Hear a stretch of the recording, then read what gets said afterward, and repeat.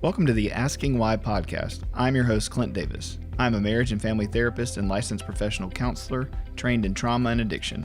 The Asking Why podcast is for anyone on a journey of healing and restoration. If you are searching for answers to life's questions and want to learn more about root causes from a psychological and theological mix, this show is for you. In this podcast, myself and a co-host from Clint Davis Counseling and Integrative Wellness will interview guests on a wide range of topics in order to get down to the heart of the problems facing our world and understand why things happen and how to change the world and ourselves for the better. Want to learn more tips and tricks to living a healthy lifestyle? Visit us at Clint Davis Counseling and Integrative Wellness on Facebook and Instagram. If you want to meet our staff or book a speaker, go to clintdaviscounseling.com. Thanks for listening and be sure to subscribe today. All right, Asking Why podcast episode number 40. And I have with us Bettina Shultz, and she is a equine therapist and an LPC, right? LPC. Yep. In Texas, we call that LPC. Yep. That's right. And so that's a licensed professional counselor. I know there's all kinds of state licenses that are called different things, but mental health professional. And so we're going to be talking about equine therapy or equine assisted therapy, and we'll talk about the difference in a second. But I'm really excited about this episode. I got to know Bettina over the last 6 months or so, and she's been super helpful to me, to our family.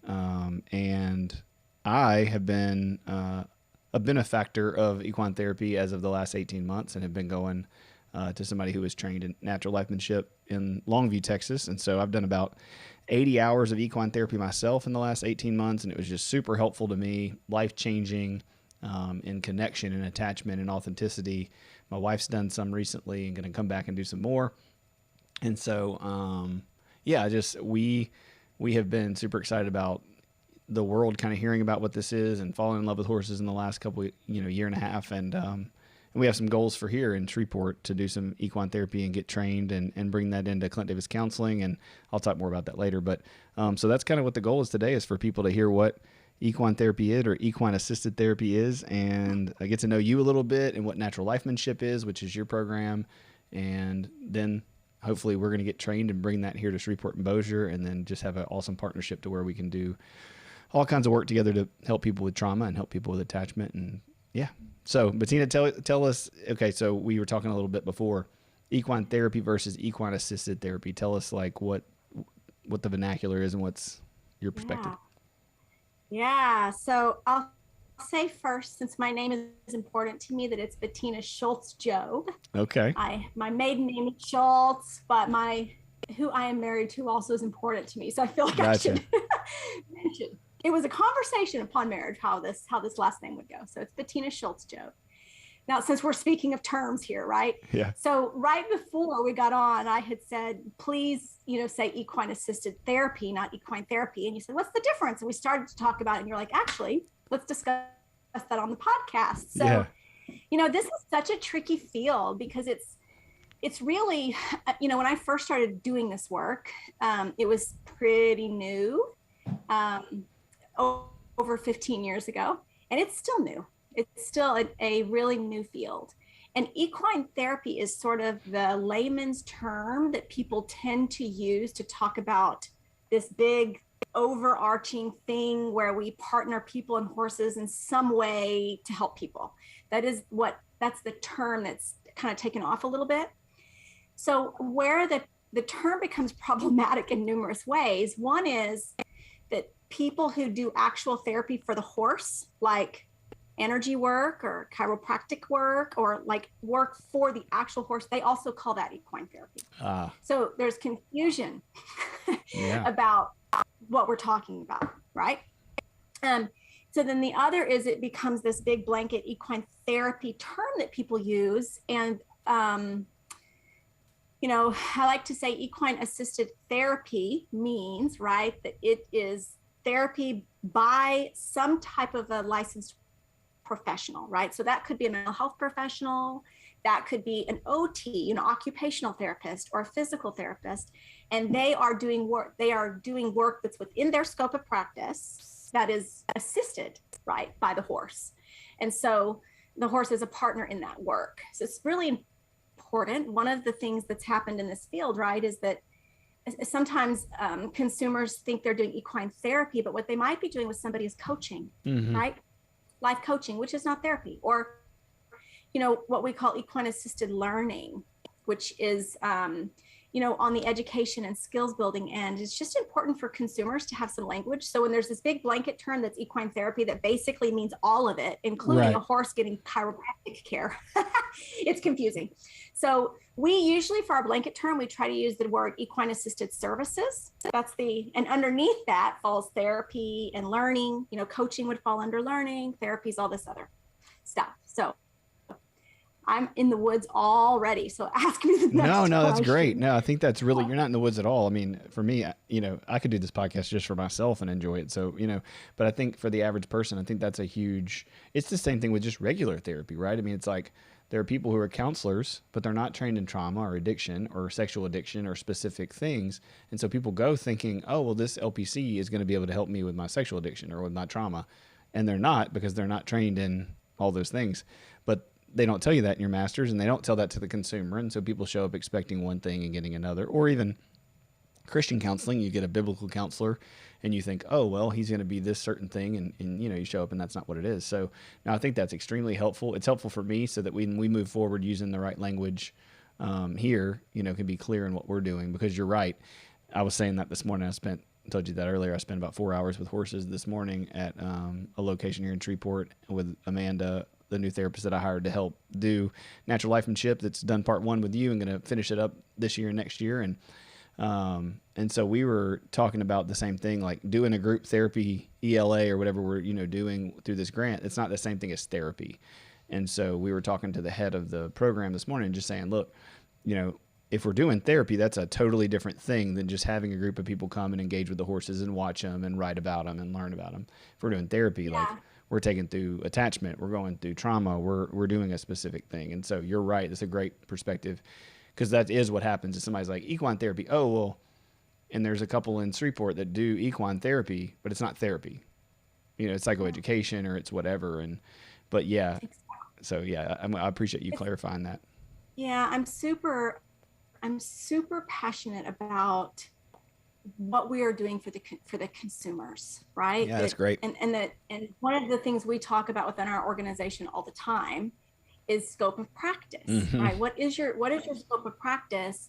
And in natural lifemanship, what we're helping people do, well, we do lots of things, but one of the things we're helping people do is how do they incorporate horses into their scope of practice? Yeah. So they might be an energy practitioner of some sort, right? Where they've been doing lots of more alternative healing practices, and they can incorporate natural lifemanship into that.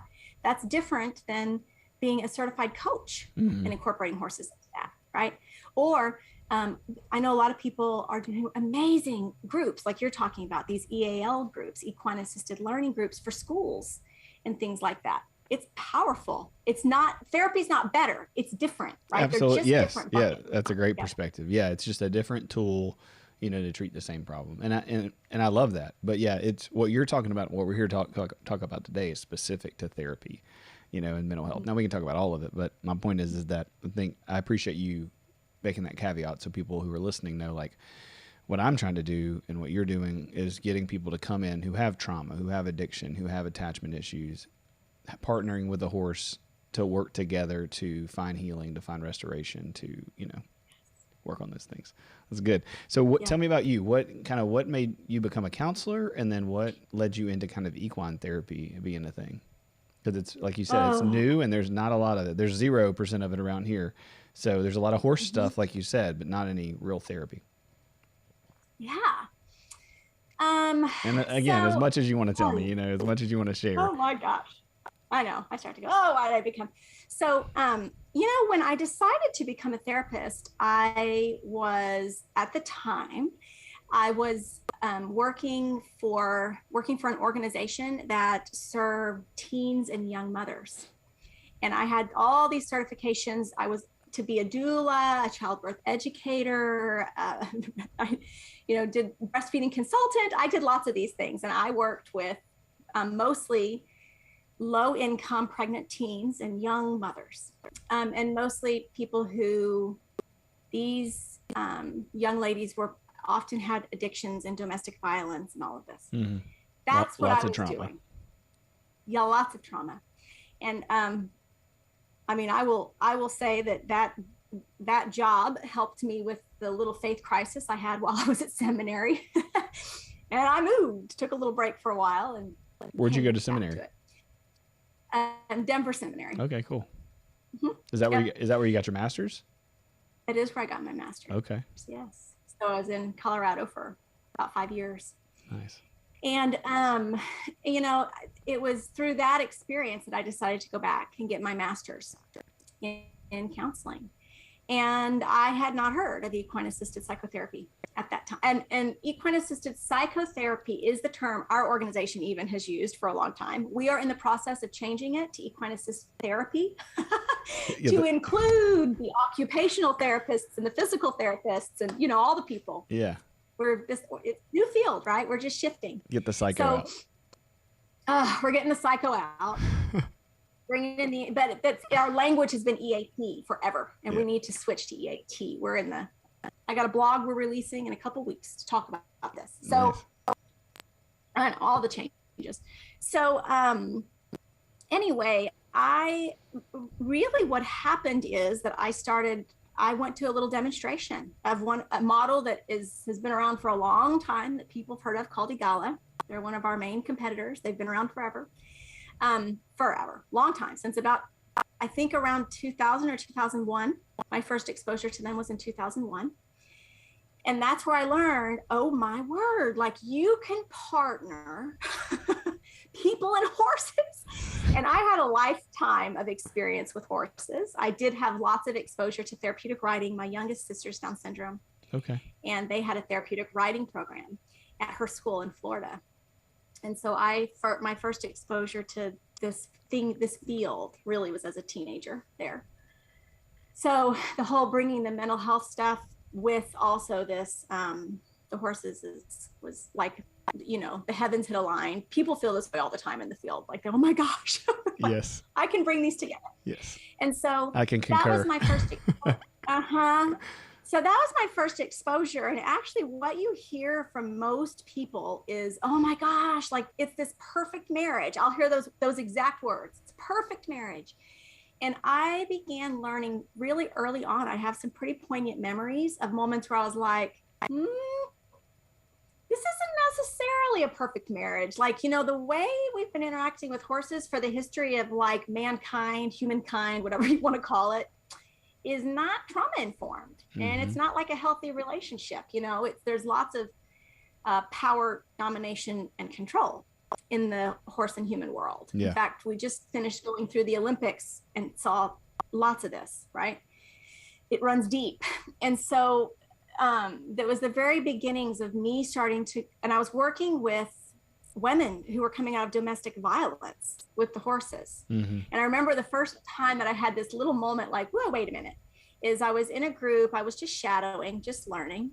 And the facilitator was talking a lot about the alpha mare and how to like be the alpha mare to be, you know, kind of, I think the word used was assertive.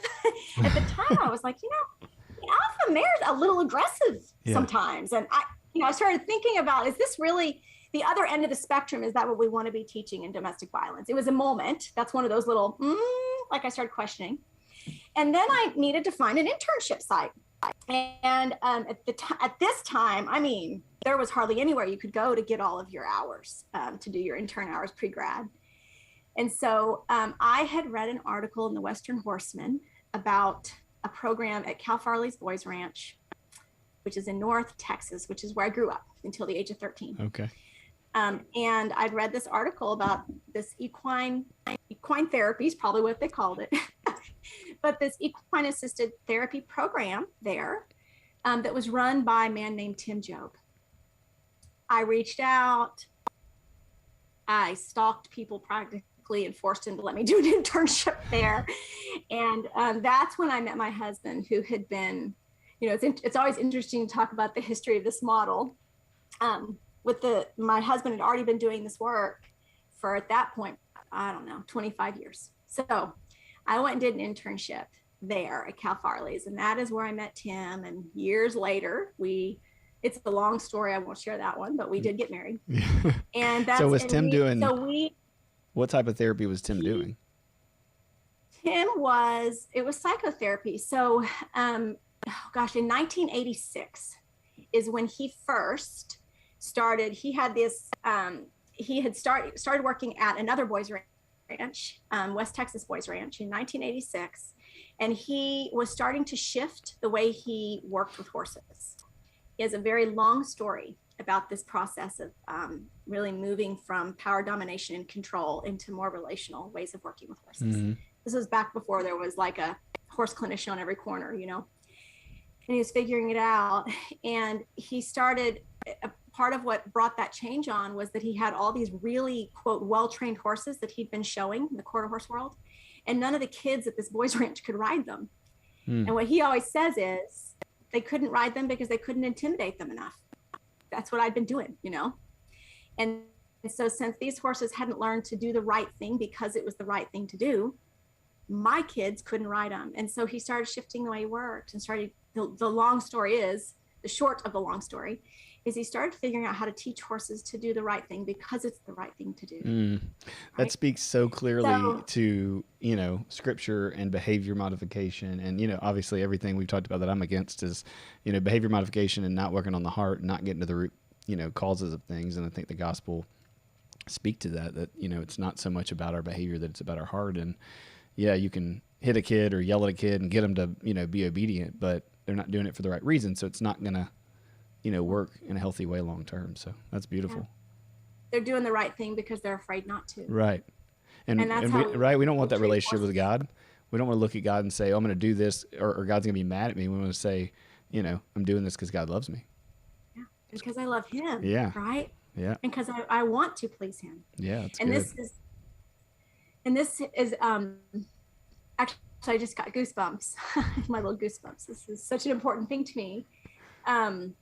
Because the big moment for me, and it's our whole, you know, Tim spent years finding out what works, right? He spent years because what happened at one point was he was teaching these kids this way to interact with the horses that was different. And he always says, you know, they did great out at the horse barn. I mean, every horse person's experienced this. Like, the kids are doing great out here, and then why are they still, like, you know, stinking it up in the rest of their world? What's the deal? Why is it not transferring? Mm-hmm. And so he started really working on how do we transfer it? Yeah. How do we transfer the success we have here to the place? And he, the organization he worked for let him hire a couple interns. There, a couple therapists and interns. He partnered with them. And they started doing some study to figure out, you know, getting intentional about this way we work with the kids in the horse program. So that was really the beginning. And what I often say is, you know, Tim had already spent 25 years or something at that point, figuring out what works. And when I came in the picture, and this is my style, I started being like, okay, but like, why? Why does it work, right? And man, we had so much fun, and we still do. We spent time.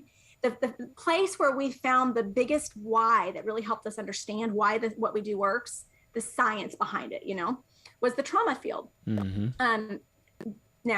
Nowadays, it's not just the trauma field, they're all merging, but it was really when we started to understand the neurobiology of trauma, right? What happens in the brain and the body.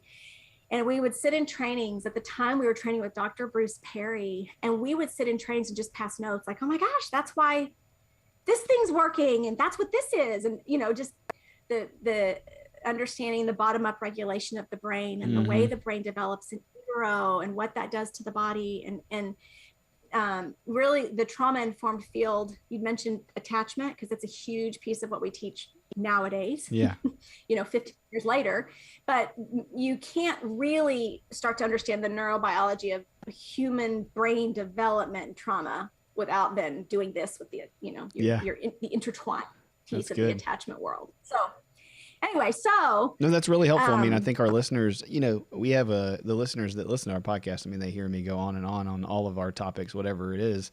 about being trauma, and we've kind of switched it to trauma responsive instead of trauma informed. So we don't want people to just have information. We want them to respond with it and do something with it. And so, I love that. yeah, so, there's a lot of trauma informed care, trauma informed policing, trauma informed judges. But it's like, if it's not enough just to be informed, you have to respond. You have to use the information in your field correctly, which I think you guys do beautifully. So yeah, I mean, I love what you're saying. It's such a cool picture because 1986, it wasn't 1984 that we had PTSD in the DSM. So it's like right in the merge of trauma even being a thing that we're thinking about is your husband kind of going, okay, what this is not working, why is this not working, and then you, I'm sure, parallel process at the same time, and that's awesome. Yeah, it's a cool story. Well, you were mentioning something about a relationship with God, which is what the moment that it was when I first started working with Tim some, actually, he wouldn't work with me at first. He has his reasons, whatever. He wouldn't even work with me. And I said, that's fine. So you don't have to do sessions with me or whatever, but I need you to teach me how to train a horse. I'd grown up around horses, but we didn't have a clue how to actually train one. Right. And I knew deep in my soul that this work is all about the connection between horse and human. I knew it, and I needed to understand that. And so he started teaching me. He let me partner. He let me pick a horse to work with. I picked a little filly she was 2, had never been around humans. She was not interested in me at all at first. He let me partner with her, but he started showing me really the way this relationship is built, which is still we've grown a lot since then, but that is still the foundation for everything we teach, which is about these very basics of building connection through closeness and through distance with the horses and with people. It's all about attachment. And so we talk about connection through attachment and detachment. That's our language. But I was watching one day, watching him work with a horse. And it's one of those moments, like I remember what the day looked like where I was standing. I remember the whole thing. And it occurred to me that what Tim was asking this horse to do was exactly what God asks us to do. Can you stop, put both eyes on me and follow me? Because you want to, not one eye, both eyes. And then you got to move your feet. and if you don't, I'm going to still be here, but there will be pressure. I'm going to, if you ignore me, I'm going to stay in this with you. And I'm going to increase the pressure a little bit. If you're being resisting, that's okay. I'm still here. I'm not going anywhere, but it's not going to meet your needs. Like, it was such a powerful moment for me. And it was when I went, yeah, this way of building a relationship right here is what we all need to learn how to do with ourselves, with our God, with others, period. Like, this is a universal truth that's happening here in front of my face. Yeah. That's so good.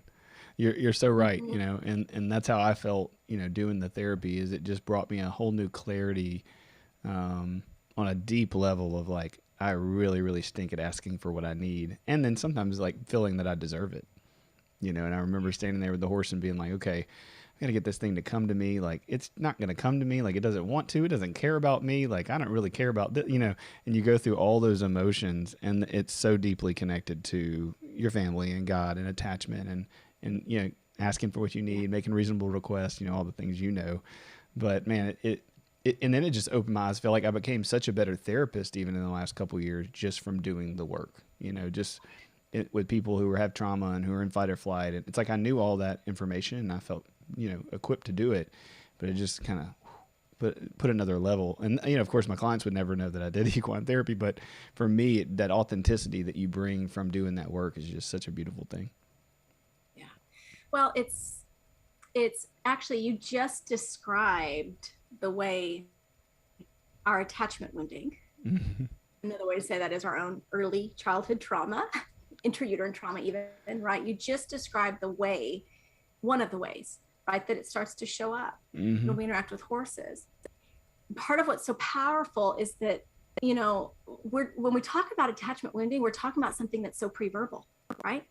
And people will go, and it's something that starts to, we know now it's like 6 months to a year that our attachment styles have kind of set in, right?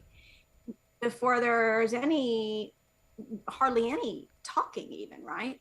And so attachment wounding and trauma is it's all on a nervous system level. It's all deeply held in our bodies. It's not something that's cognitive. And the power in the work with the horses is that I start to build a relationship. I make a request. That's what you were just talking about, right? I make a request for my need, right? And and that's that's your basic attachment cycle, right? I make a request as a baby and my need is met or not. What's happening in the meeting of that need determines everything about our attachment style, right? And so we learn in the first 6 months of life, really, I either stop having needs, I just dissociate from those needs altogether, or I start getting even bigger about my needs, right? And get that whole enmeshed and entangled, and I start to never let anybody soothe me, because if you soothe me, you leave, right? There's all that stuff that happens first 6 months. And so what I think's for me anyway, with the power in the healing of my own attachment wounds that I'm still working on, and my clients, is that I don't get to figure out some sort of verbal thing. It's not about what you said, saying it right, some sort of script, right? One of the things I say all the time is horses require that we actually are calm, not that we pretend to be calm. Oh man, that's so true too. It's so true, right? I mean, we just had a sweet webinar last night where some of our students showed up and answered questions of participants on the webinar. And one person said it this way, and I'm going to steal it. She said, I came into natural lifemanship because I so resonated with the principles they teach. And we scream from the mountaintops that we're a principle-based model, not techniques or activities, right? And she said, I resonated with the principles. I felt like this is what I've already believed. This is what I do, And she said, but what natural lifemanship does is it helps you move from resonating with the principles to embodying the principles. Whoa, I'm so stealing that. It's so good. She's talking about integrating, right? I mean, you're integrating your past. We were talking about this week, I went to Afghanistan, and then I was in the Superdome for Hurricane Katrina. And, Afghanistan blew up, and then Katrina happened, and Ida here in Louisiana. We had all that in the same 2 weeks. So I had some people, calling me and asking me, how are you? Are you triggered? Are you upset? My therapist, of course, in my office, were like, how are you? All my people who understand it. And I was like, honestly, I was pretty good, because I feel like every day I'm getting to use those ashes for beauty. And so I've integrated meaning into that horrible stuff. And so it doesn't have as much of a weight, even when it comes up. It may have a moment where it's kind of triggering or upsetting, but because I've made meaning out of it. And I think that's what natural lifemanship does with the connection with the horses. Even this morning I was out there for 4 hours and we did an observation, and one of the guys that was with us was standing, and these two horses connected, and so there's 4 horses standing there, and then there's another one standing over to the right, and she was like, you can interact with the horses now if you want to. And so I went up and petted a couple, and I went and reached out to this one darker colored horse, and he let me touch him, and then he just kind of started backing up, and I was like, okay, he doesn't want to connect or whatever. And then I saw this white one over to the side, so it was by itself, and so I walked over and connected, and I wasn't thinking, because I was already kind of in the zone. And I hadn't done this in a year, so I haven't been around, I haven't even tried any of the stuff. And so I just aimed at its rump and said, hey, and connected, and kind of, and snapped. And he just started following me, and then he was walking around these little cones. And I was just, before I knew it, I was connected. And it was just such a weird thing to go, man, when I was doing the therapy for 8 sessions, because I was so worried about what the therapist thought and what I needed and what I didn't need, I didn't have any integration. And so it was cool this morning, I knew I was coming to talk to you so I could talk about it and have an experience that I didn't plan, but it was just like, oh man, this works and it sticks. It's like trauma therapy. You do the EMDR, you do that work, and it's not that you just do it for a moment and then it goes away. It integrates into your life and your relationships, and, so anyway. Yeah, it sticks because it's about a way of being. It's why we stick to the principle-based thing, right? Because it isn't about a bunch of tasks or a bunch of techniques or about doing things. Yep. We teach some techniques to help people get to obviously, yeah, the nuance, right? To help people get to the nuance. But, if And occasionally that can be sometimes that's scary for people because, I remember as a newer therapist that, I went into sessions with some activities planned. I mean, I like to have some good little art therapy, something, or, Yep. something planned. And there's some safety in the Control. The steps. Yep. The control. And our whole model is based off of how do we move from power, domination, and control, which is what helps us to feel safe. And it's also what's traumatized many of us. How do we move from that into connection and attunement and this sort of deep resonance that happens between people, right? And this is where really interpersonal neurobiology starts to come into it. It's where so many of these different modalities all start to intersect. Yeah. It's about the ways that our bodies are made to be, entrained and, biologically entrained. There's this rhythm that's happening throughout the whole world. The other day I was watching just some stuff about the way trees communicate, right? There's a rhythm that happens in our world. And we get to take part in that in a different way, I think, with horses, and the dance that can start to happen if we have adequate training about how to guide a process for people. Yeah. Based off their goals, of course. No, definitely. Yeah. I mean, I think in Genesis chapter 3, before chapter 3, it talks about when God created man, he made him in our image. In our image, he created them. And it talks about him creating Adam. So there's already within God this Trinitarian connection, reciprocating self. And then he creates Adam, and it says we created them. And so then he, instead of creating Eve out of the dust, he pulls Eve from Adam. And he says, I'm doing this because it's not good for man to be alone. And it hit me about a year ago. I was doing a sermon, and I was writing about this, and I was like, oh man, like we were meant to be connected before sin. Like it was not good for us to be alone before brokenness and sin entered into the world. So it is that we can have a relationship with God like this, but we also have a relationship with God, with each other, with the Holy Spirit, with the image bearers of Christ. And that's not because of sin. It's not like, oh, sin entered the world, now we need each other. We only needed God before. We've always needed each other. So I think you're right on. It's like, it's the beauty. And I think where the horse comes in is, man, it teaches us to do that without the trauma of another person, when so many times God or religion or a person has hurt us. And so now that's our attachment wound, that's our problem. And the horse is such a great buffer, I guess, to that process. If that's accurate, I don't know. I'm just shooting in the dark. I almost need I'm going to pause for just a minute. Yeah. I get goosebumps. That's just my thing. But as you were talking, I was like, yes, right? At our most basic level, we're made for connection. That is the most basic thing. And when we start coming into this deep resonance, I use that word sometimes because it gets me more in my body, right? Like that deep resonance with each other, we're doing exactly what we were created for. Yes. Right? Before we're doing exactly what we were created for. Yeah, so we get a little touch of shalom, we get a little touch of the kingdom, we get a little touch of, how God intended it to be before all hell broke loose. It makes me emotional. It makes me want to cry a little bit, just because in the work with the horse, like that's what I felt, is that deep authenticity and connection and vulnerability that now I've transitioned into, people. But for me, just I could outthink it in therapy, and I've been in therapy for almost 20 years doing talk therapy, and it was great, and EMDR was great, and it's super important tool, and not to minimize, but for me, it was just such a rich level of depth that I got to. Yeah.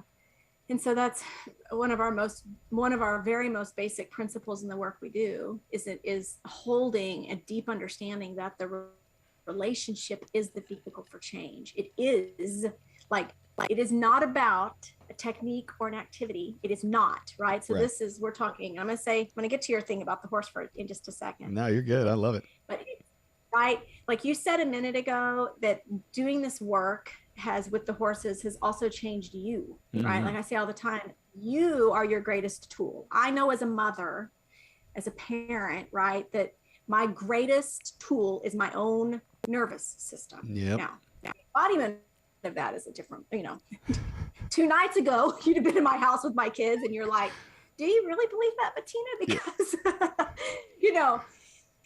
but what I know is that, and what I have learned in my experience, and which is why it's been so important to do this with my clients, right, is that the horses are what has helped me start to find this stuff in my body. Mm-hmm. How do I, like, deep in my cells, right, offer the kind of relationship that God wanted us to offer, and that is the place where healing happens. Relationship is the place that has to happen. And so, people will ask about wanting to have kind of games or activities or something, and I'm like, you can do those, but are you still thinking about co-regulation and attachment and relationship, and how are you as the therapist showing up, and how are you really guiding your clients into that kind of relationship? Because depending how you interact with the horse, you can inadvertently be teaching your clients about power, domination, and control. Mm-hmm. And I grew up in a world where that's totally what I learned. I mean, that's what I was told all the time. You need to be your horse's leader. You need to be the one in control. I did as a teenager to horses who I loved very much. I did some pretty nasty things to them at times because I didn't know what else to do. No one taught me. And just like we parents do, right? If we haven't been taught something different. And so the way that the relationship with the horse is navigated and taught it's a steep learning curve for most people. It's typically a steeper learning curve for people who have any history with horses. There's a lot more sort of muscle memory to undo. Mm-hmm. I would say it's kind of like people who have been in the church their whole life and, in extremely right or left wing, hyper religious stuff, and then having to kind of unlearn. They get in therapy with me and we're talking, and it's like, well, we got to deconstruct a lot of what you think to be true, because it ain't, So right. You're right. Yeah. It's much harder when you know something, when you've learned really bad habits, than having a blank slate. Yeah. Yeah. And so one of the things I think you had said a minute ago, well, let me say, yes, absolutely. We don't ever have a blank slate when it comes to relationship. Nope. This is the tricky thing, right? So when we have less experience with horses, we do come in with more of a blank slate. And this is what you were hitting on a minute ago, where you're saying, well, so we don't have so much history. And so there's not so much of this, the pathways form mm-hmm. around trauma. So, so many people struggle to connect in human relationships because it was in my most connected relationship that abuse occurred. Yeah. Right? Common that's the case. So what happens is they don't have that same pathway with horses or other animals. Mm-hmm, dogs. Right? That's why there's cat ladies, right? That's right. So, in fact, in natural lifemanship, it's principle based. So, we're using these principles in all of our relationships. Not everybody always says it's just mammalian. I'm like, not even just mammalian, right? Because I guess chickens are not mammals, and this works with chickens. So, all the animals. So, but the mammalian nervous system is so similar. So we're talking about that a lot of times. But so it kind of provides this space where people don't feel oftentimes the same, maybe, right? The same triggers or fear mm-hmm. around connection or relationship with a horse initially. What I will say, and because I've heard this said in the field a lot, it's almost in some ways it's a little bit of a myth, because my experience with clients has been that if they're deeply triggered by relationship, period, connection, that oftentimes when they experience that, they have this moment of like genuine somatic body-based connection with a horse, which is what we're guiding them through, right? And the horse is, on the same, is doing that with them, right? It's not a dissociated horse, not an appeasing horse, but this horse is connected to. There's something that happens, right, in that moment. I've seen people be really triggered by that. Yeah, definitely. And I have the moment, but it's because, and then it almost sort of surprises them because the horse helped them get there, and then they got there, and there is sort of an oh crap moment. A little. Yeah, because it feels like a little bit like a violation, right? It's like I trusted you, and and this is the first time I felt safe, and now I don't. Yeah, no, that's why I said buffer. I feel like it's not a I don't know what the better word would be. Like, it's not a stopping thing. It's not like a barrier. It's just a buffer. Like you start out getting there, but yeah, when you're feeling the attachment, like I can say from my own experience, like it definitely didn't feel good to feel rejected, or it didn't feel good to feel, but it started off being a little easier in getting me to do it because it wasn't, another person, if that makes sense.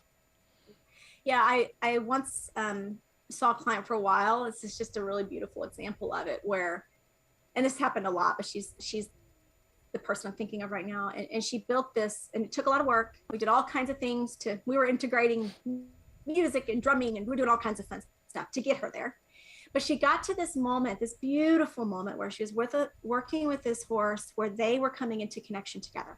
And you'll know a little what I'm talking about since you've done some of this work, natural lifemanship work. But the horse, would follow with her, and the horse would stop for a minute, and she would need to re-engage and ask again. And she'd have to feel that moment of feeling maybe a little rejected or a little sad, but staying with a request and her assertiveness. There's a lot of her attachment stuff we'd worked on in that. But they had one of these, like the equine professional and I were outside the pen watching. At this time, we were outside the pen. And we were like, this is the beautiful moment, right? Like we're standing on sacred ground right now, because connection's happening. This deep body somatic connection is happening between both of them. And that connection, right? She felt, the client felt that, right? And I asked her, tell me what that was like, right? And of course, she's usually really great with words, and she says, nice. So there's my first sign. I was like, okay, nice in what way?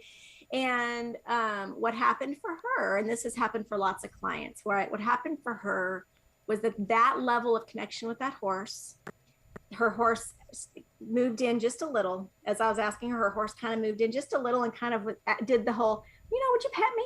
Would you touch me? Would you touch me?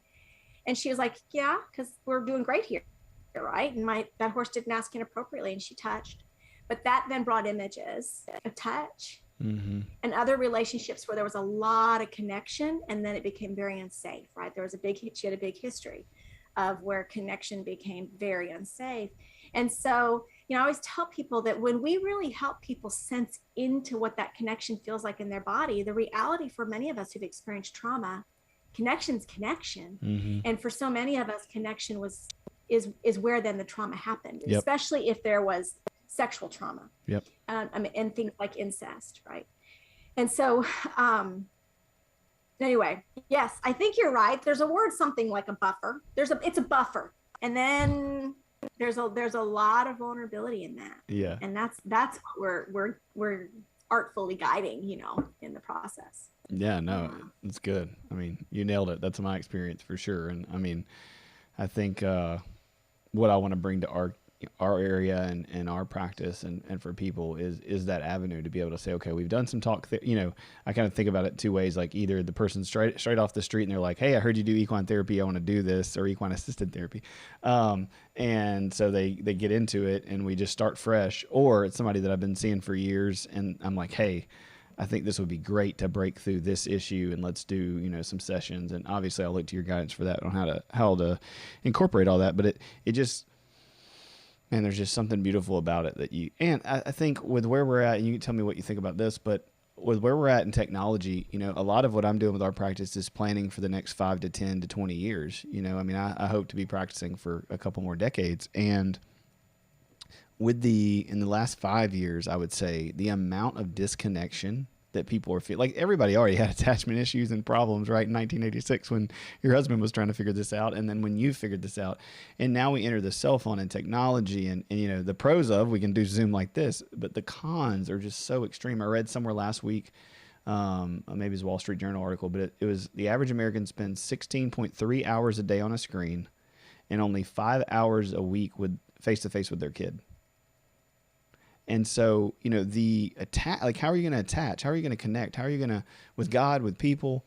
And so I feel like, bringing this to our area and doing this, partnership with you guys and learning from you, it gives people an avenue that they don't even know that they need and they want, which is being outside, connecting with an animal, doing the work, like, you know, and therapy's great, regular, talk therapy. But I think where this gives an avenue is it's touching on something that's going to be desperately needed in the next decade or so, because we're moving so far from staying connected. Does that make sense? Oh yeah. Yeah. I often say that we have very intentionally set up a model to address a major issue in our society. And that issue is disconnection from self, from others, from our environment, from our God. Yeah. I mean, it is, we are disconnected. Yep. And at our, you just said it a minute ago, at our absolute most basic cellular level, we're made for connection. Mm-hmm. So disconnection, and people say, oh, it's disconnection, like it's, I don't know, like what's the word we can use that like really brings the gravity of the situation we're talking about here? Because it's where, cut off. Almost yes, we're cut off. And that sounds like disconnection doesn't sound as bad, right? It's like, oh, well, I just disconnected. I just checked out. I just took a break. And that sounds like self-care. But cut off, right? If you're disconnected from God, it might not sound that bad. But if you're cut off from God, and not that you can be, that's the goodness of our God, is that he's still there, like you said. But you cutting off, right, the horse, or you removing yourself from the horse, you're not going to get anything out of that relationship. The relationship's still there. The horse still wants to connect. But if you cut off, like you're not getting anything, and they're not moving to you, they're going to move away from you, like I've experienced that. And that's not, you think, connection's a bad feeling. Cut off is a horrible feeling. That's right. Well, and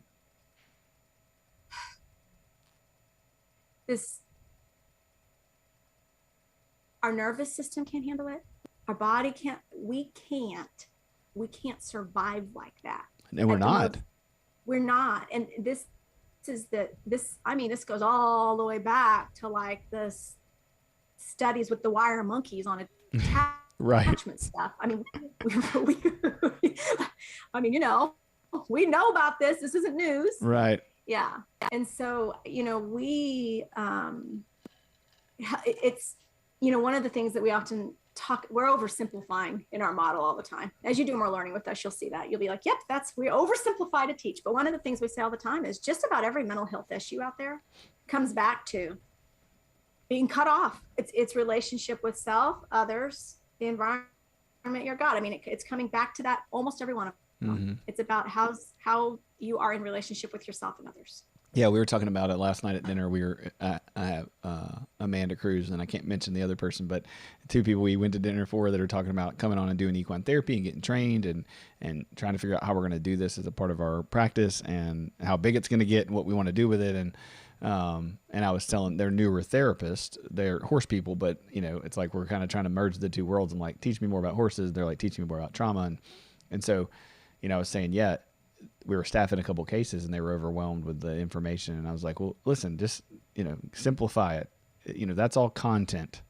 It all comes down to, and it's a restoration model term, but a violation of love and trust, a violation of my identity and my safety, and that's going to cause pain, which then causes trauma.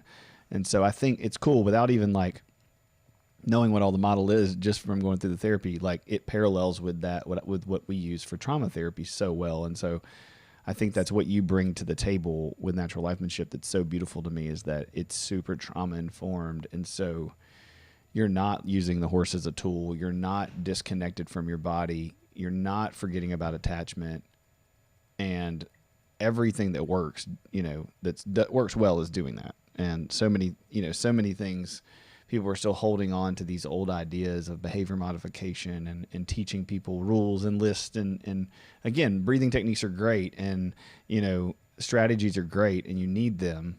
But if you don't change your belief system, right, you just change your thinking, then you're, in the next stressful situation, you're right back to whatever it is. And you don't deserve that. God doesn't want that for you. He wants you to be free. And so, yeah, anyway. Well, and we need to, what I thought of as you were just saying that, right, is that one of the reasons it's so hard to change a belief system at times, right, is because we have to have practice Experience. Yeah. doing the thing we do once the belief system has changed, right? Like we have to form the neural practice pathway. doing it.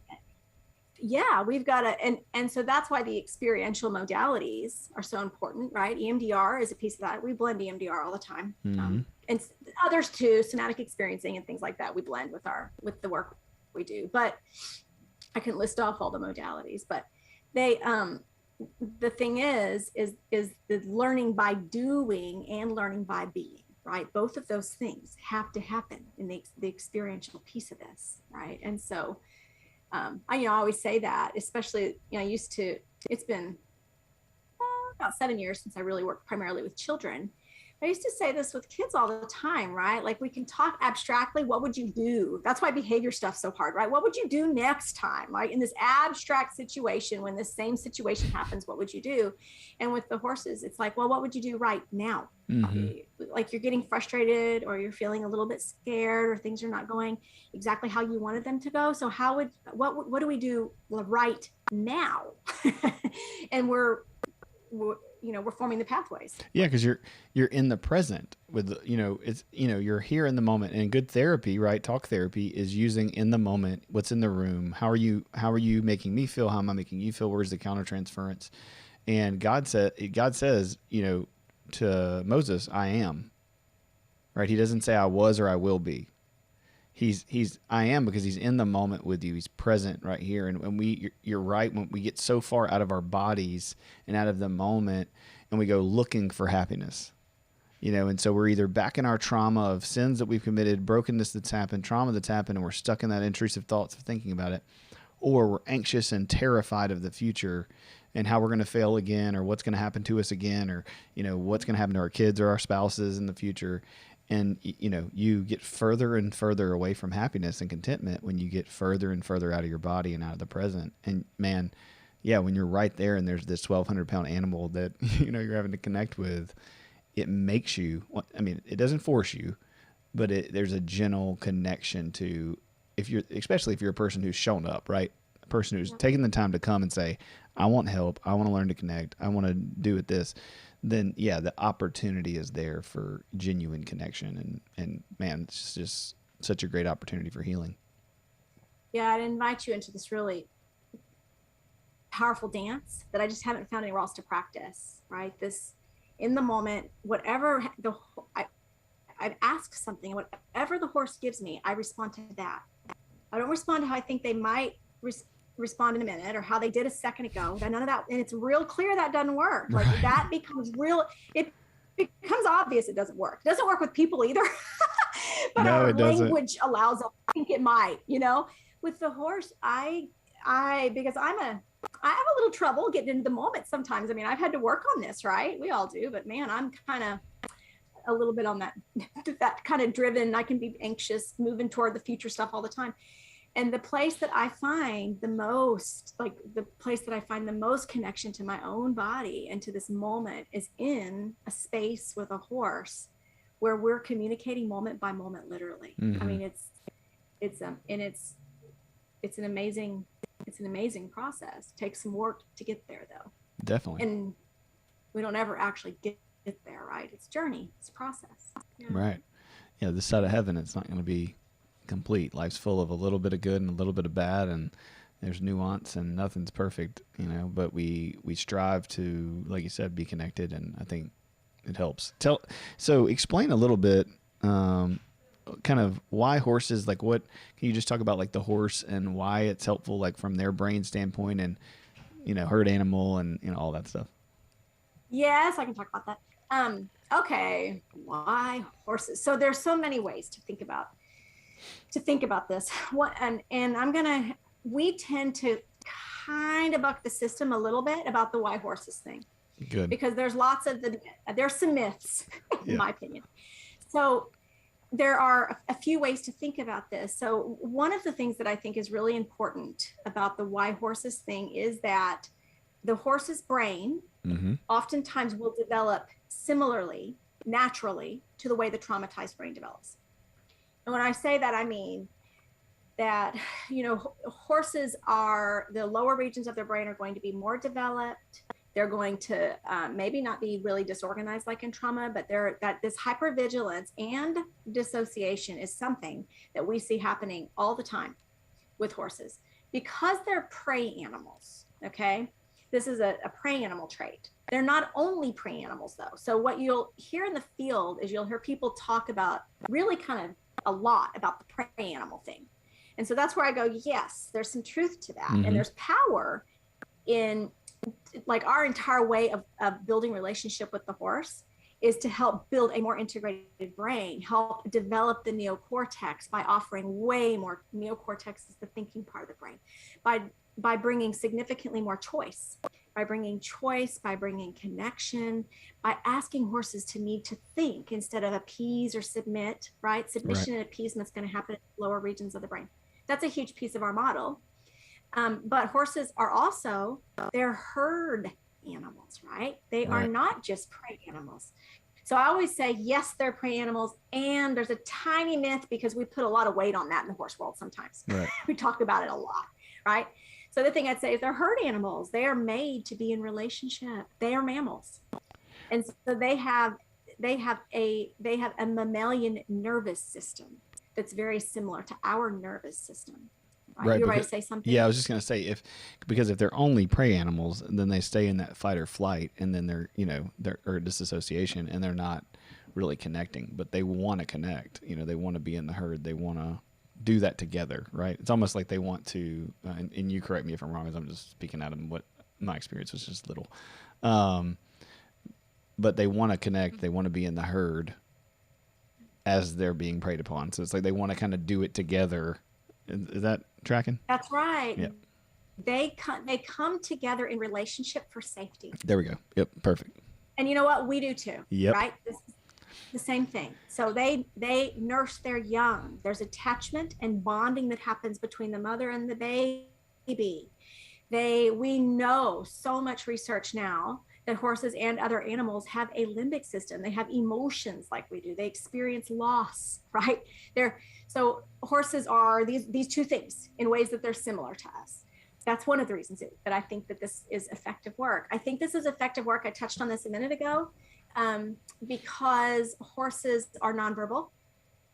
And I could go on and on. So here's the next part though, right? So horses are nonverbal, but also different than other animals. So one of the biggest, there's two things that are really different about horses than a lot of other animals that we often partner with. Now, I'm saying here in the States, I mean, people other places partner with, elephants and camels, and we don't do that much here, but there are places that do it.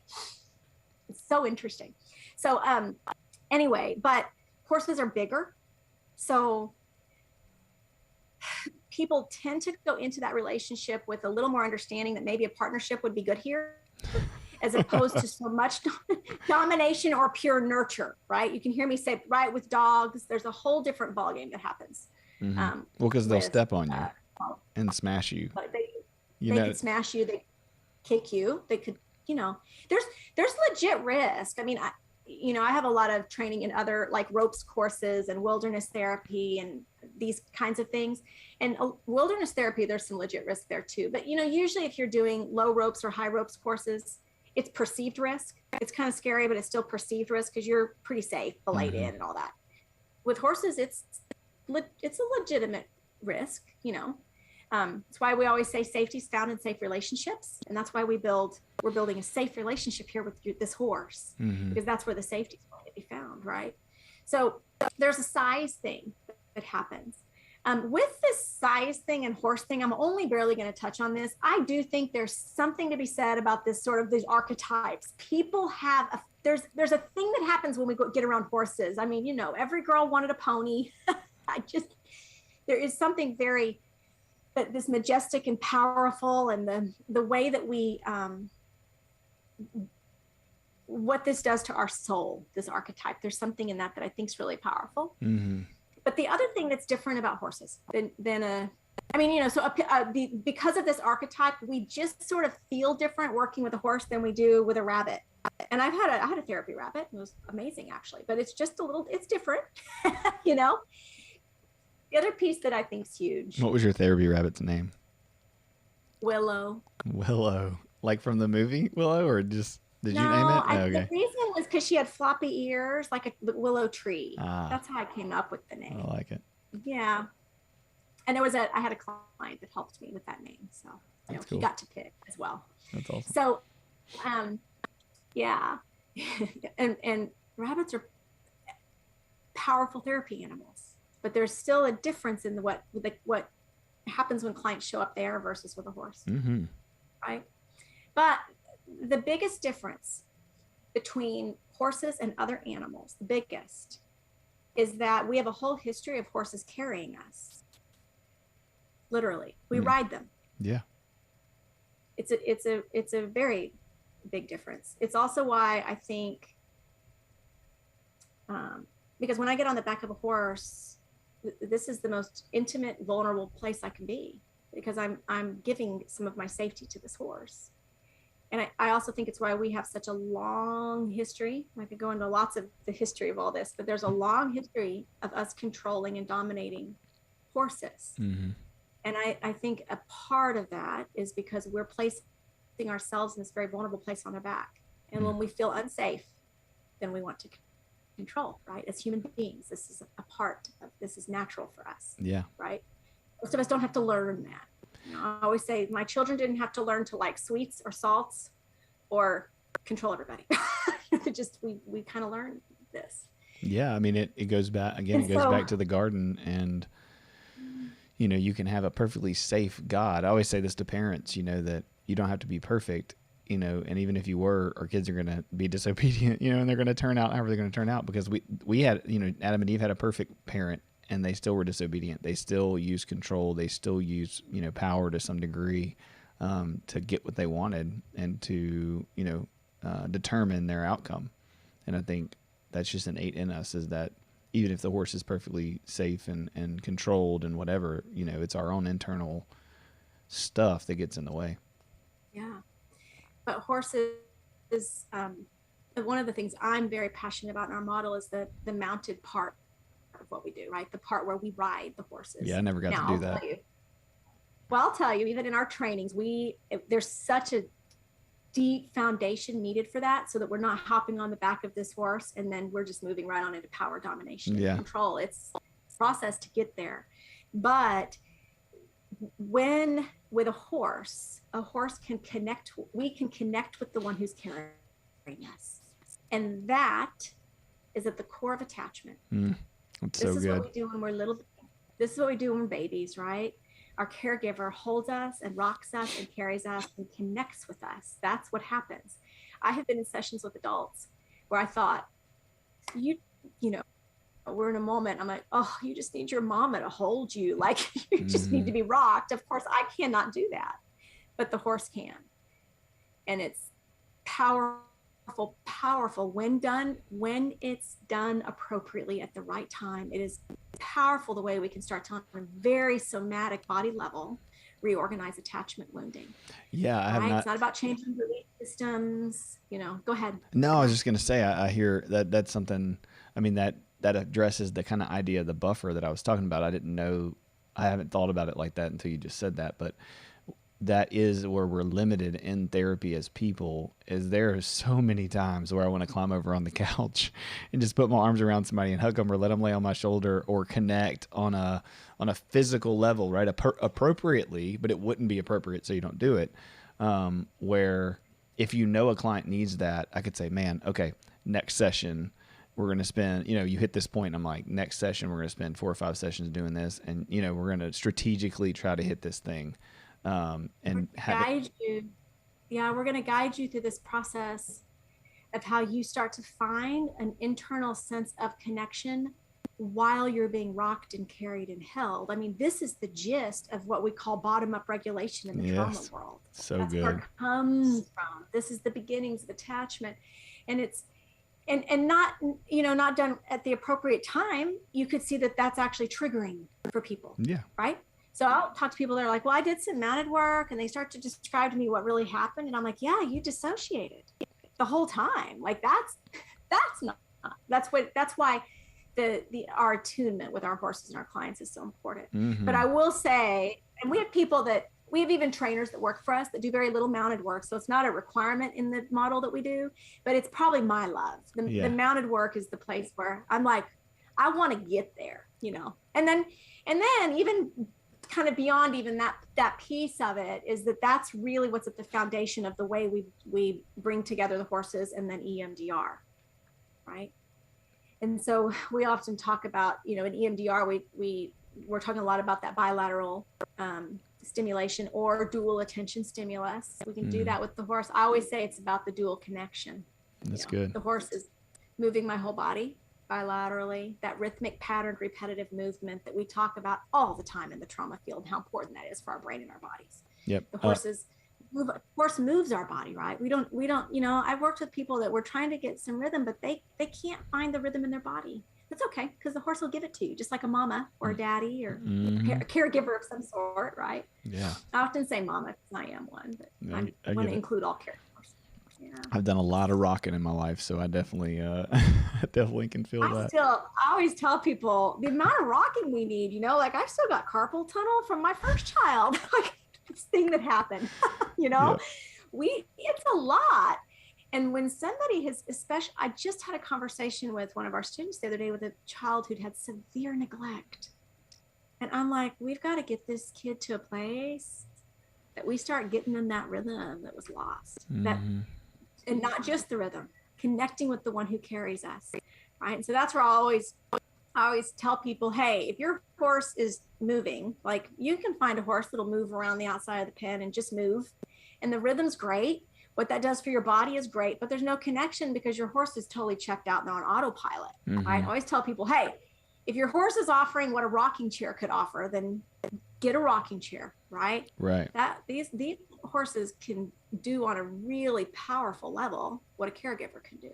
Yeah, and I would say that's what, as we're talking about it, it's like that's another reason why it's helpful is that it speeds the process up. I'm not saying that it's a speedy process, but I'm saying like EMDR sometimes as a clinician, and EMDR for people listening, eye movement desensitization reprocessing is a type of trauma training that you can help people with.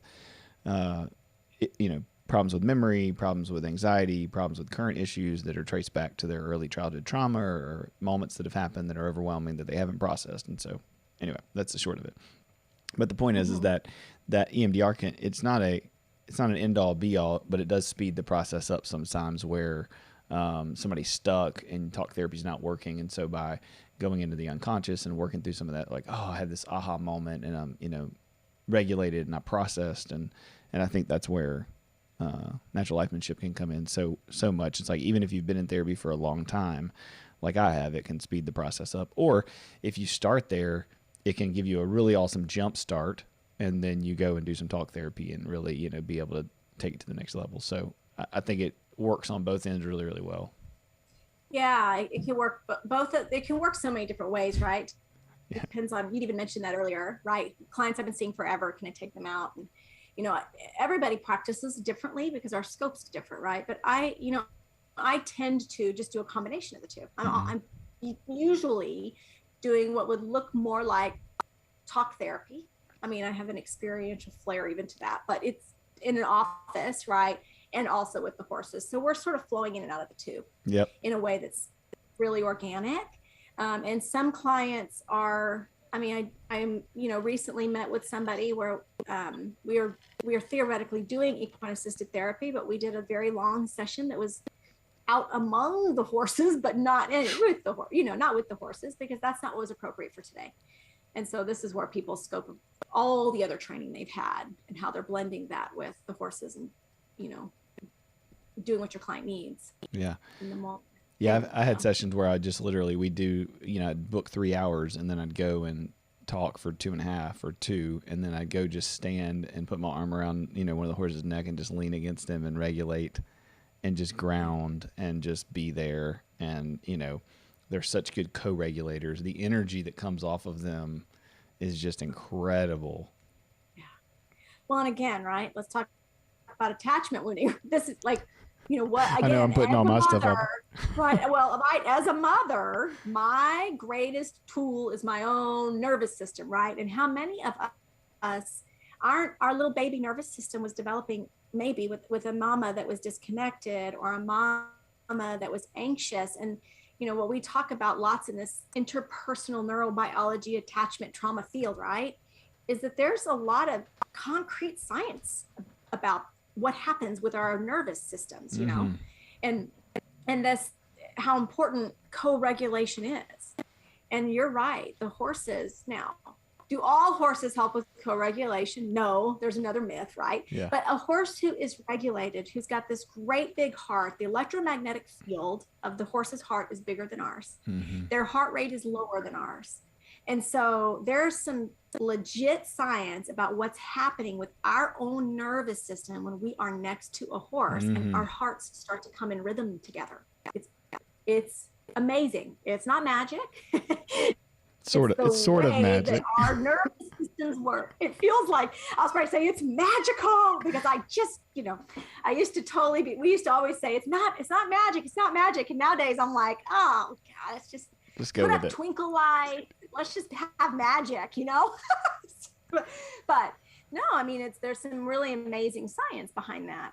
And the more I understand the science behind what I'm doing, which is a huge part of our model, the more I can understand that, the more I can be so intentional about I can go, what, for this client, it's not that we went and stood by a horse and that was like the therapy. Well, no, co-regulation was needed to begin reorganizing the nervous system around our attachment wounding. That's a reparative experience. Yeah. It's an important reparative experience to go, I have intense emotion.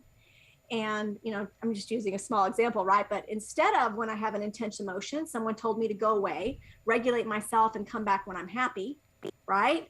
Yep. They said, no, let's stay here.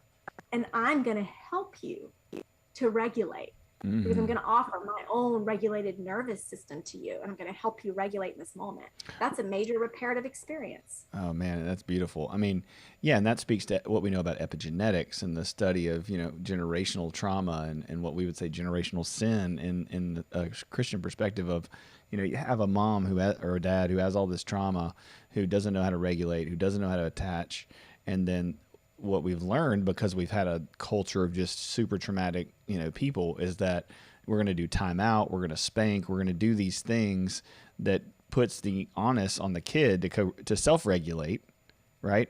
And instead of teaching them to co-regulate. Yes, eventually they need to learn to self-regulate, and they need to learn to self-regulate when they're little, but they do that through learning to co-regulate first. And so, doing a time in where you sit and you go, I'm going to breathe with you and I'm going to connect with you. And with my oldest, I would love to put I still do it, but I put his face in my hands, and I just, breathe with me, buddy. Take a deep breath. Let's get some oxygen to your brain. Feel better. Jude this morning, like you said, I mean, we don't always do it perfect. So Jude was melting down because he stumped his toe and did something. And so he's laying on me, wallowing, and he knees me in the face. And, I'm trying to get him to breathe. And I'm just like, I'm not regulated. But he said, just put on your shoes so we can go to school. Exactly. We have to get out of the door. I don't care that you broke your toe on whatever it was that you did. We have to go. Like, you should, in my brain, and I've said it, it's like, well, maybe you shouldn't do that. It's like, that's not a great parenting advice for a 4-year-old. But you're right. Like, we just have this whole model of parenting, of doing relationships as a bunch of traumatized people who, have never been taught how to do anything different. And I hope, even in this, whether somebody ever, does equine assisted therapy or not, they see that, their problems, their struggles, their attachment issues, like, they're not uniquely broken. They're not unfixable, that they're not somebody to be fixed. They're somebody to be connected with and healed. And they can do that through therapy, through equine therapy. It's super helpful. It's good stuff. Yeah. And so it's one of the reasons, and I probably should have said this right on up front, is, we really do. Our keystone is this equine assisted therapy and learning stuff, right? But we train a lot of people who are not doing anything with horses. We do a lot of that. We've worked in the school systems. We've worked with teachers. We've worked with corporations where we teach people about trauma and the brain.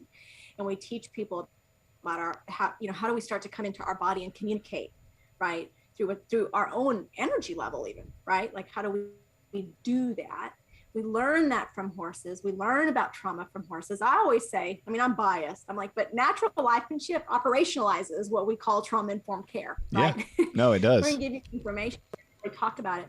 And so, you know, more and more, even in our trainings, right? People who are therapists or working in the healing profession some way, they come to us for a transformative experience, a journey to learn and to experience in their own body, because it's like you said, this changed who I am as a therapist, even, right? But even though currently you don't bring the horse in the office or anything, because when your body, right, is given what it needs in relationship and that co-regulation, you learn how to ask for those kinds of things, how to build this type of relationship. It changes you. And it changes what you can now offer to your children, to your clients, to your spouse, all of those. Yeah. Very important relationships. JC and I laugh all the time because we'll take a deep breath and I'm like, you know, like she'll do that or I'll do it, you know, and yeah, it's like, you know, just a reminder for both. I'll hear her doing it, walking down the hall, or I'll do it. And it's just kind of a gentle reminder to each other, just like, okay, you know, regulate when I regulate. Let's be on the same page. Let's, you know, and she got that from, you know, obviously her work with you, but yeah, there's just these little things and those habits, those mindfulness, you know, mentalities, those principles, you know, yeah, they can't they transfer over. If I have a super anxious client in my office and they're freaking out and they're, you know, I'll just kind of take a deep breath and I'll, you know, regulate myself, and then you can feel them kind of start to regulate with you. And, you know, and of course I knew how to do that before doing the therapy, but it just brings it to another level. And that's why I'm excited to come out and do the training. And like, I mean, number one, I want to do the work, but number two, the more work I can do around that, the more, experiential therapy that I can do myself and be trained in.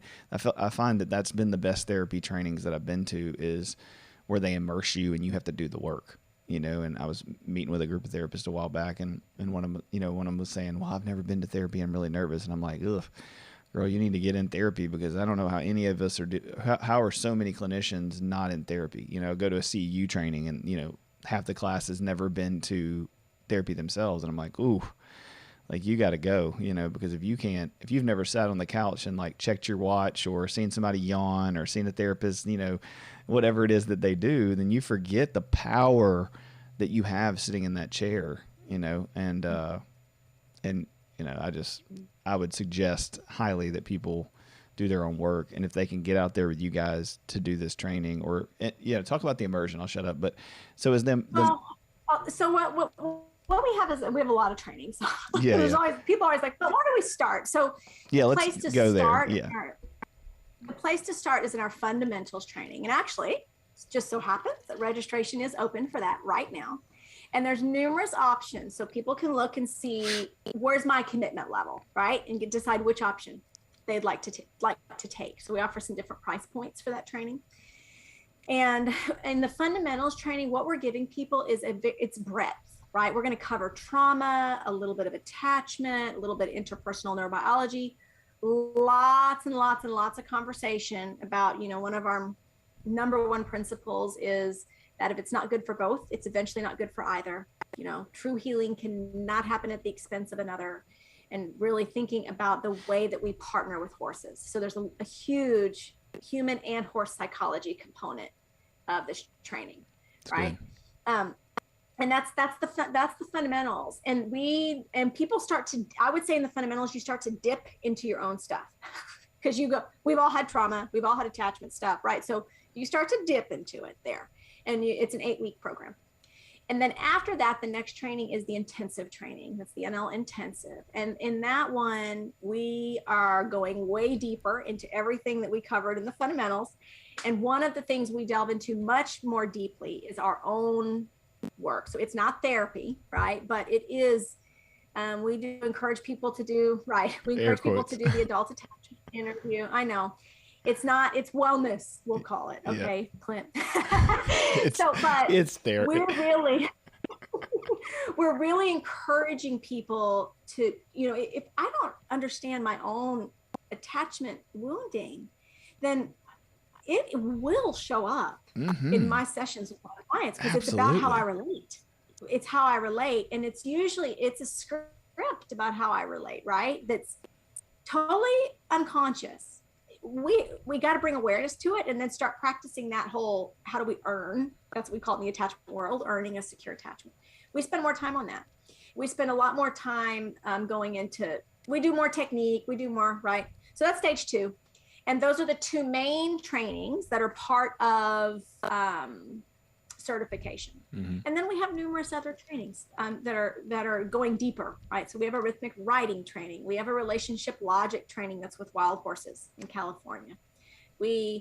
That's the place to really like learn the principles. You can't cheat. That's right. Those horses will really help you start to embody this stuff. Yeah, we were talking about that last night. I was like, I got to get this training done by next spring so I can go do that by next fall. I like having a goal. Like I really want to do that. So as long as I can get this done in time. So that's a really amazing training. Oh, I bet. I think the next one, I mean, we don't have it scheduled yet, but I think the next one's going to be in June next year. Yeah. Just so you know. I got to really rush. But so you better get with it's what I'm saying. Yeah. Well, anyway, so we also have a personal immersion, which is really interesting to a lot of people because it is only 8 people. We usually have 5 facilitators there. And it is for you to show up and do your own work. You do part of the price is the adult attachment interview, which is a 3-hour process. You do that before you come, so you have some insight, and then we continue to work through this together. Kind of going back and how are we starting to practice these secure attachment behaviors and what's that bringing up for you when that happens and those kinds of things. So I didn't give the full list of all the trainings. But, no, that's good. No, that's helpful. I mean, I think people can I think that's the great thing about you guys is that you, it's very rare that I read something, go to a training, and I'm not like a little bit picking it apart. Like, well, you're missing this, or you need to do that. And, with everything that I've gotten to see from what y'all do, I'm just like, oh my gosh, even our conversation today, I'm like, oh, this is so my jam, I felt the same way when I interviewed Dr. Mona Delahook. She wrote a book called Beyond Behaviors, and it's about attachment, and when we were talking, it was just like, oh yes, we're on the same page. We're thinking about, it's such a cool place to be in the world of therapy, to be dealing with this stuff and to see where it's going to go in the next decade. So, but yeah, if you're out there and you're listening to this and you're thinking about it, what's the website? naturallifemanship.com. Okay. And I'll try to put that in the link on our YouTube page and on the podcast so people can get to it and see. I know me and you spent a little bit of time last week or week before looking through it, and so I can sign up and do all that kind of stuff. Let's see. What else we got? What would be, we covered all my questions. What would be like the best type of client, I guess? Like if somebody's like, well, is this for me? Like I know you're going to say anybody, but what would you tell people? I mean, I would say anybody too, but. Okay. I will say anybody, but I'll have lots more to say besides just that. So, this is like anything else. This modality is used within a person's scope of practice, right? So Clint, you specialize in sexual addiction, for example. You would be able to integrate this work to work with somebody who is struggling with sexual addiction, right? So this is a big myth in the field that if someone's sort of trained in quote equine therapy, since that's the word we use, right? If they're trained in that, they can just do that for anything. And that's really totally inaccurate, right? Uh-huh. And so I do believe this model of therapy can be utilized with just about anybody. Now, if somebody has a massive, like horse allergy, but I'm using natural lifemanship in the office with no horses present, So somebody who has a horse allergy, we're going to still be doing what I would call natural lifemanship, right? We do have people moving through certification that do natural lifemanship in an office setting because they don't have access to horses yet, right? Yeah. But mostly we're talking about people who are actually going to come out and work with the horses in some way, build relationship in some way, right? There are physical things that can make that hard for people to do. Although I have done groundwork type sessions like what you've done with a lovely person who was in a wheelchair. Um, I have worked with somebody who struggled with weight as well, and was not able to do physically the kinds of things, right? But we adjusted. So I think it's what's within your scope of practice. So what I would tell people is my biggest stink in this field is when people get trained to do equine assisted therapy and then they decide to work with veterans, but they've never worked with veterans. Not appropriate, right? It's that if you've specialized in children when you first start doing this work, you work with children doing this work. If you've specialized in treating, quote, right, PTSD with veterans, then yes, integrate the horses into that work. Now, if you've never worked with veterans and you want to, then get appropriate consultation, supervision, all of that to work with veterans, and then incorporate horses. So always, you know, I'm talking on both ends. Like as a consumer, find what their training and scope of practice is. If all they can say is they've only had training in equine therapy but don't specialize in any of certain thing, I think it's a good idea to shop a little, right? Right. And then I think for those of us who are practicing, I think always thinking about that we're competent with the specific population that we work with, and we continue to make referrals when it's not when we're either getting appropriate supervision to see a new population that we don't have training with and training, or we make a referral. We don't see them just because they wanted equine therapy, because we're working on specific things. No, that's good. That's good. Yeah, I do. Very good think advice. I do think this kind of work can be for lots and lots of people. Even people who claim to hate horses, I've had great sessions with them. You know, depends on what hate horses means. Sometimes that means I really hate being vulnerable. Usually, right? And it's great work. Everybody hates therapy for that too. Yeah. I think, somebody asked me the other day, like, well, I had emailed you and was saying, what's a good horse? And then I thought about it. It's like, well, there's not really, unless there's just a really, really traumatized horse who needs a lot of work and a lot of healing first. I would say, depending on the horse, depends on what you're going to learn. You know, the answer even to that question has a lot to do with your competency. So sometimes I just think about, okay, so because people often ask too, do I need to partner like with an equine? If I'm a therapist, do I need to partner with an equine professional to do this work? And I even say, well, that depends too. You know, it depends on clinically what's happening with your client. But, you know, if I don't have the skill set with the horses, then yeah, I've got to have an equine professional there. If my equine professional doesn't have the skill set with a certain horse that's already has trauma, it's not going to be safe for the horse, then right, we're at a huge deficit out of the box. Yeah, dead in the water. And so, yeah. So even which horse can I partner with? You know, Tim and I for a long time, or for a few years, we're working with veterans who we were partnering them with wild Mustangs. And it was amazing work. I wouldn't recommend most people do that. Right. And I had an equine professional who was a absolute expert working with those wild horses. We knew what was going on there, right? And I, at the time, was receiving an enormous amount of training and supervision, you know, to the tune of like 3 consult calls a week to work with veterans because I was a little bit new in that field. Yeah. And it was powerful and it was amazing, but you don't go jump into this work and work with Mustangs. No, definitely not. Yeah, right. And so, I mean, so, you know, my husband, Tim, he can oversimplify sometimes. People will say, what kind of horse could you work with? And Tim will like, well, I mean, you know, they need to be alive or maybe dead. I'm like, oh, Tim, quit saying that. But you know, one of the most powerful sessions Tim and I ever had with a client that was a massive breakthrough moment was with a horse of hers that had just died, you know, 20 minutes before she showed up for the session. So I guess, yeah, we theoretically sort of did equine assisted therapy with a horse that had just passed. I mean, you know, with a dead horse.